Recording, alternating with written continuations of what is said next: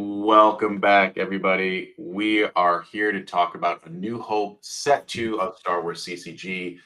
At the front, I want to say a big shout out to Scott Church and Category 1 Games, who has sponsored the channel. So if you want to buy some of the stuff, they have really good selections over there of all the Star Wars CCG. So to business, this is set 2 of our favorite game. We're doing all 12 sets and then probably an extra video here.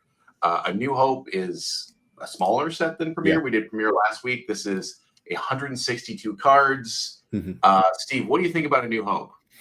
I like A New Hope. It's not like my favorite set, but I think there's enough interesting stuff in here that it feels like a good part 2 of Premiere, and it fixes some of Premiere's problems. I think that's right. I think that Premiere and A New Hope should have been released together, right? And I think it would have been a more complete experience. I think it's also interesting looking, and this was released in July 96, and came out sort of Christmas 95. So there was like 6 months there where it was just sort of like kind of wonky. I wonder about the development cycle for this game, because I know it takes some time to develop a game. Magic's development cycle for expansions right now, I don't think this game was on that long of a development cycle, but they must have realized relatively soon before Premiere came out that it had problems, because there's enough like specifically designed cards to fix those problems in the set. They must have known around the time of release that, we're going to have to fix a few things for the first expansion. It's kind of a patch. It's really like almost like a day one DLC patch for a video game. That's how it feels, like grabbers and other fixes for broken stuff. So 162 cards, 54 rare. This still has the rare 1 and rare 2. This is, these sets aren't that expensive to buy in a whole, but to actually open this is an incredibly difficult task. You have to open a lot of products to get. You don't want to be cracking packs to complete sets in 2025. But fortunately, there's fewer rares. There's still a lot, but there aren't as many R1s to collect. Yeah, so this was $3 a pack, which our inflation calculator told us about $6.20 in 2025 money. So not bad. 36 packs a box. That meant a box was friggin' hefty. These are like honestly like a murder weapon size. Right, absolutely. Oh, and in case anybody thinks about this, there were no foils this time. Foils had not been invented yet in CCG history. So you're not going to find any foils in this box. 97 thing. Right, exactly. So if you see a foil card with an A New Hope symbol on it, it did not come from this box. It came from a reflection set years later, which we'll talk about in a different video. Just an important note.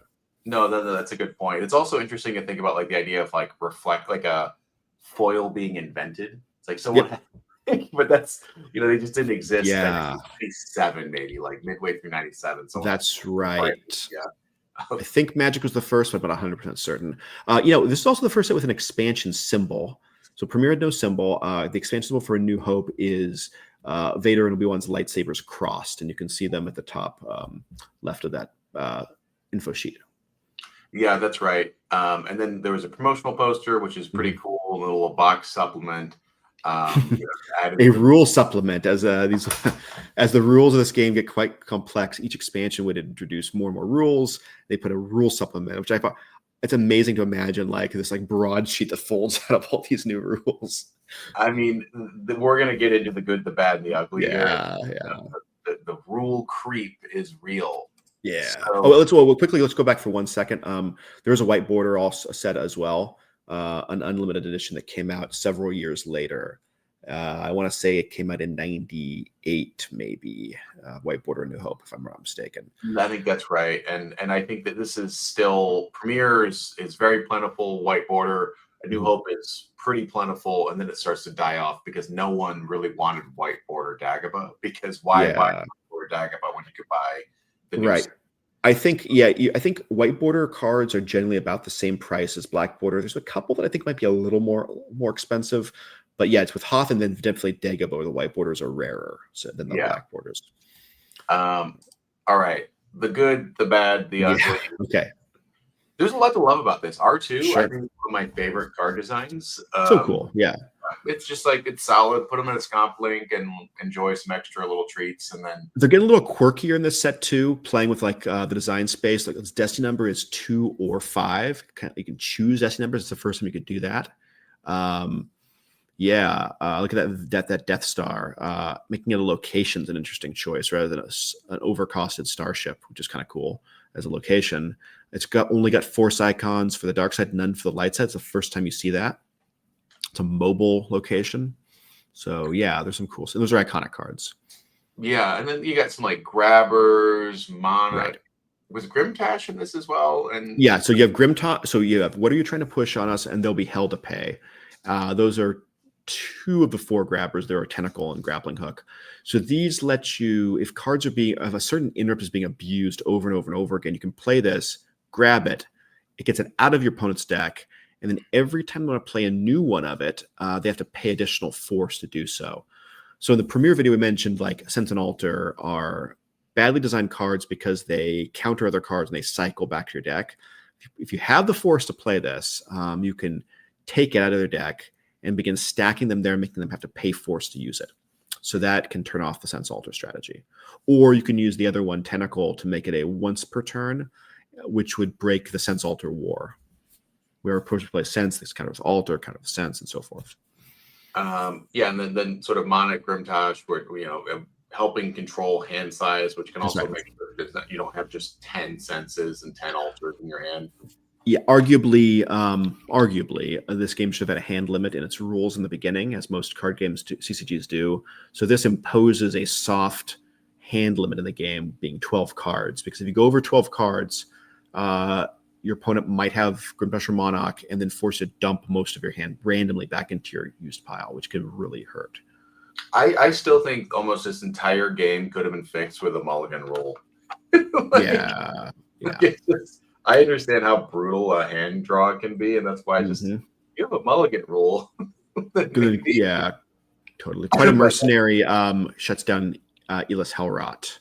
And there's a dark side version called Utaguda Solo to do the same thing to Nabram Leads. Nabram Leads and Utaguda Solo, Nabram Leads and Elis Hellrot are the cards, the movement interrupts that you, at any time during your turn, scoop up all your characters at one site and move them into anywhere else, which can be very abusable. Still kind of an important card to have, given how it's hard to move around this game sometimes, but having an effective counter for it's quite helpful. Yeah, I think it got abused pretty quickly. Definitely. All these sort of like fixes to the meta. Getting to the bad, I want to like these. These look cool foil, but this is just like really janky from a play perspective. If you try to do this, you will no doubt lose the game because you're not going to do this. Yeah, it's like, so I think we knew that blowing up planets and blowing up the Death Star was coming in this set, and everyone's pumped for that. And you get these cards, and they're like walls of text. They're really hard to understand how to even do it. And then you realize it's just not viable. Even at the kitchen table in casual play, it's like too complicated and hard to do, even for casual. So later on, there's a way that's they're kind of improved in later sets, but still, it's like you just want it to be better. I mean, look at if you have a card that says like X plus Y, and then there's Z as well. Like that, you're losing. If you have 3 variables that you need to figure out, plus 2 battle destiny, it's just like I don't want to read a card like 6 times. It's not easy design, and it kind of gets into this rules bloat, which a little bit. But this is already a game that's complex and sophisticated, right? Like a lightsaber or whatever. But like it is also a lot on the cognitive load, and these cards just add into that. Absolutely. Creeps along. So the ugly, Steve, do you want to do the honors of Oh, that Dianaga is not an attractive being. No, there's a little bit of a joke there, but no, look, creatures are emblematic of a problem in this game, which is rules bloat. And they make making new card types, which they did frequently in this game, that probably weren't necessary. So the Dianaga is the first creature. It's got a whole lot of stuff going on. Like swamp type creature. It's got ferocity and whatever. Like its defense value has a special name. Its rules, the rules text for creatures is extremely long, and I will admit I don't know how it works anymore. I just, in the rare occasions I play creatures mostly on GAMP, I just let GAMP handle it for me, and they do their thing. And most creatures are not viable in the game anyway. So particularly this one, which has a habitat, so it can only be played at the trash compactor. which is a site that no one uses, or where Dark Waters is, which is an effect no one uses. So it's a useless card. It does look Yeah, really cool, it's but just sort of a disconnect that adds another thing to like be vaguely aware of that I think yeah, doesn't do anything for players, for right. collectors who are trying to collect the monster from the trash heap. Yep. So I mean, like the game tries to is very top down, granular. I love. We all love that. But if it was just make this a character, make it a character with zero ability and like a pretty high power that has some interesting rules interaction. Done. We don't need to make a new card type. yeah, no, 100% agree. So we're going to close out there. We'll be back with Hoth and moving along with this series. Thanks for tuning in, everybody. Like, subscribe, check out Category 1 Games if you want to buy some of this stuff, and we'll catch you guys later.